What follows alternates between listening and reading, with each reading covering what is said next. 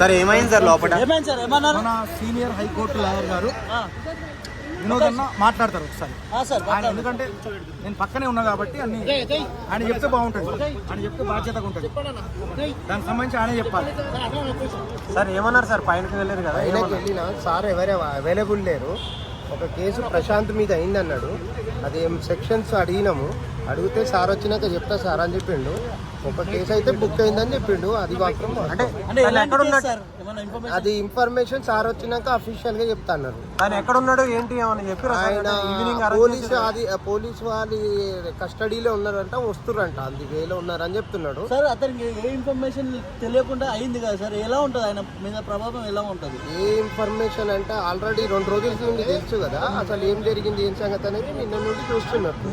ఇప్పుడు ఆయన తీసుకొని వచ్చి చూస్తుంటే మధ్యలో ఇప్పుడు ఏదైనా సెలబ్రిటీ కదా, ఏమైనా ఇబ్బంది కాకుండా ఇది చేయకుండా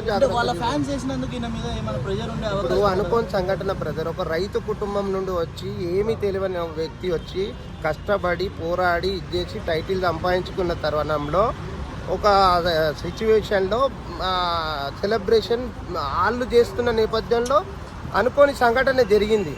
అది చట్టం దృష్టిలో చట్టానికి అందరు సమానులే, చట్ట ప్రకారం ఉండాల్సిందే. అనుకోని సంఘటన కాబట్టి నేను హంబుల్ రిక్వెస్ట్ ఏం చేస్తున్నానంటే మన ముఖ్యమంత్రి గారికి, హోమ్ మినిస్టర్ గారికి, తెలంగాణ బిడ్డకు వచ్చింది కాబట్టి మీరు ఉన్నతాధికారులతో మాట్లాడేసేసి ఇది చేసి అనుకోని సంఘటన దృష్టిలో పెట్టుకొని ఆయనకు స్టేషన్ బెయిల్ ఇవ్వాల్సిందిగా కోరుతున్నాం.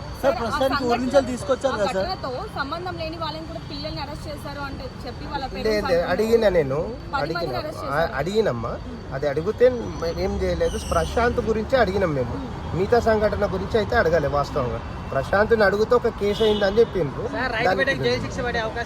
పడదు, ఎందుకు పడుతుంది? ఆయన చేయని సంఘటనగా మనం అనుకోకుండా పోతుంటాం, ఏమైనా మనం పోతుంటాం దారిన పోతుంటే ఏదైనా ఇట్లాంటి గొడవలు ఎన్నో జరిగినాయి. ఆంధ్రప్రదేశ్ ఉన్నప్పుడు, తెలంగాణ ఉన్నప్పుడు అనుకోని సంఘటనలు జరుగుతాయి. జరిగినప్పుడు మనం చూడలే కదా, నువ్వు చూడలే, నేను చూడలే.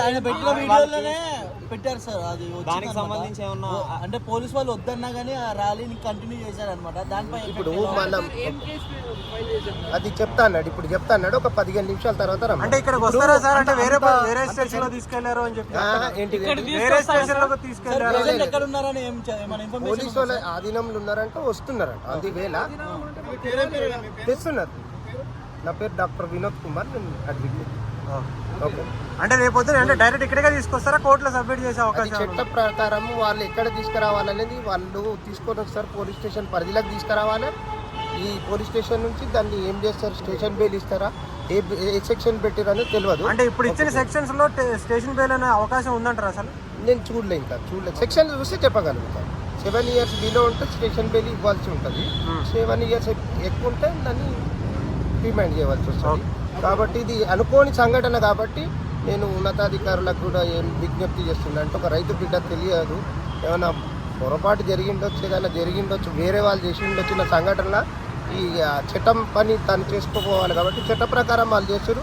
కొద్దిగా మానవతా దృక్పథంతో కన్సిడర్ చేయవలసిందిగా కోరుచున్నాను.